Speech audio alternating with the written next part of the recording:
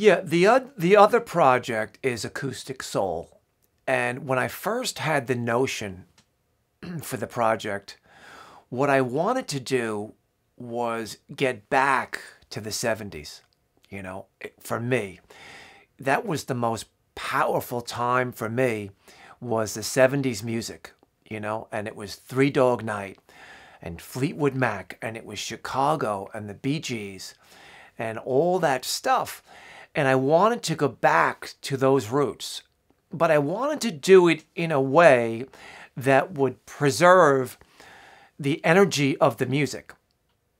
So when I thought about recreating those songs, I thought about, why don't we try to bring the energy with an acoustic ensemble, right? Bring the energy, which is, I looked around at the things that were happening on the circuit of Long Island, New York, and I saw all of the acoustic bands would take these songs and they would dumb them down and they would play them in a different key.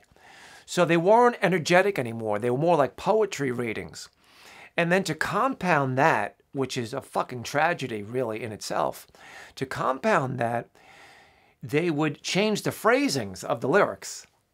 So you almost could say to yourself, is that a song that I remember? It sounds similar to a great song that I used to know. But the way they were doing in the song made it really like a pile of steaming poop, right? So my vision for Acoustic Soul was to give these songs the same energy, original key, sing the harmonies, really pound out the song the way I remember it in my mind.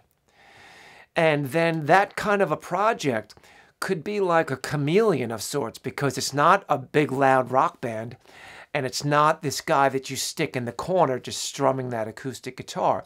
It's Acoustic Soul, where it's got the energy, but it could come in, play a really nice, small, top level event, or it could go to a winery or a beautiful dinner club. It had all of the elements where you could bring these 70s songs alive in some of the atmospheres that would not normally have them. See, that was the vision for it, really.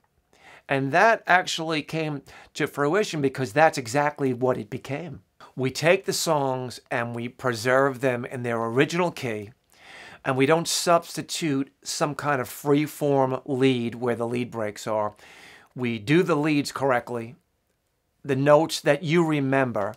And I always say there's a reason why these guys are on the radio, and there's a reason why this record sold hundreds of thousands of copies, because it was fucking great, So you don't need to tinker with something that's great. What you need to do is you need to respect it, and you need to bring that respect out in your performance of recreating that song. That's a big part of it. Respect the music, right, and deliver a performance when you approach these songs. And I think it is a lot to do with respect, really, for that music.